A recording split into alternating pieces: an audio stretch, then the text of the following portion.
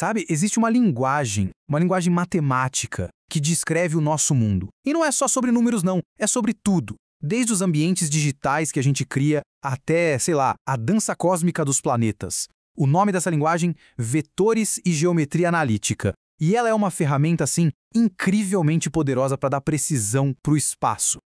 Ok, legal. Mas como é que a gente descreve o mundo com tanta precisão assim?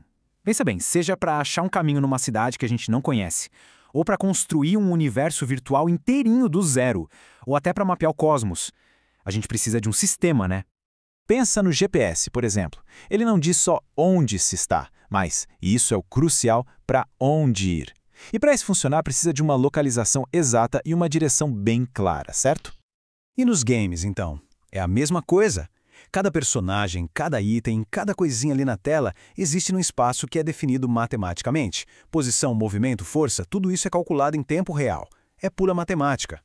E quando a gente olha para o céu, para a imensidão do universo, adivinha? A ciência usa essa mesma linguagem para descrever a órbita dos planetas, o caminho que um cometa faz a milhões e milhões de quilômetros daqui.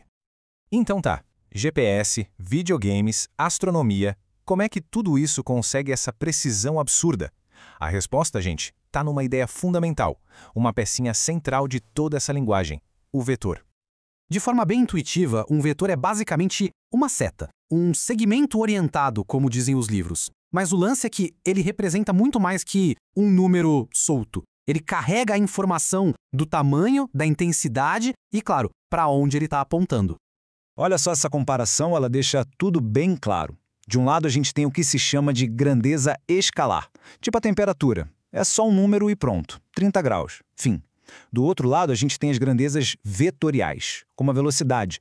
Aí a coisa muda. Não basta dizer que um avião está voando a 400 km por hora. Isso não é suficiente. A gente precisa saber para onde ele está indo.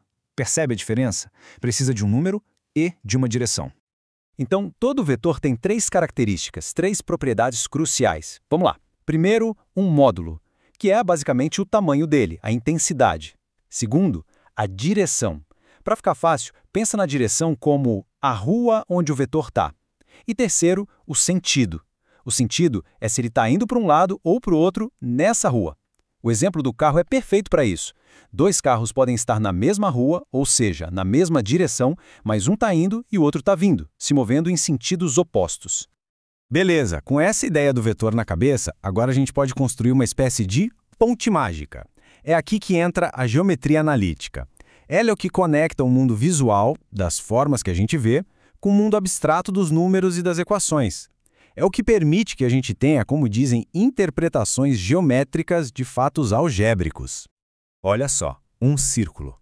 Uma forma puramente geométrica, super simples. A gente bate o olho e reconhece. Mas, como é que a gente descreveria isso com a precisão da matemática? E agora, a mágica acontece. A gente pega esse círculo e coloca num plano cartesiano. E, de repente, a gente consegue descrever ele com uma equação super simples e elegante. x² mais y² é igual ao raio ao quadrado. Cada pontinho xy que resolve essa equação está perfeitamente ali na bordinha do círculo. Isso, gente, isso é o poder da geometria analítica. É traduzir o que a gente vê para a linguagem da álgebra. E o contrário também vale. Ok, isso funciona para um círculo. Mas e se a gente pensar maior? Será que funciona para formas mais, digamos, cósmicas? A resposta é sim. Com essa ponte que a gente construiu entre forma e equação, dá para descrever as próprias órbitas dos planetas.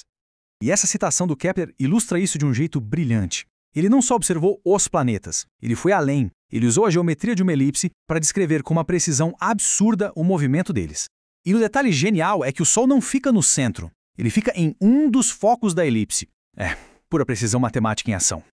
E só para a gente ter uma ideia, essas elipses podem ser bem diferentes umas das outras.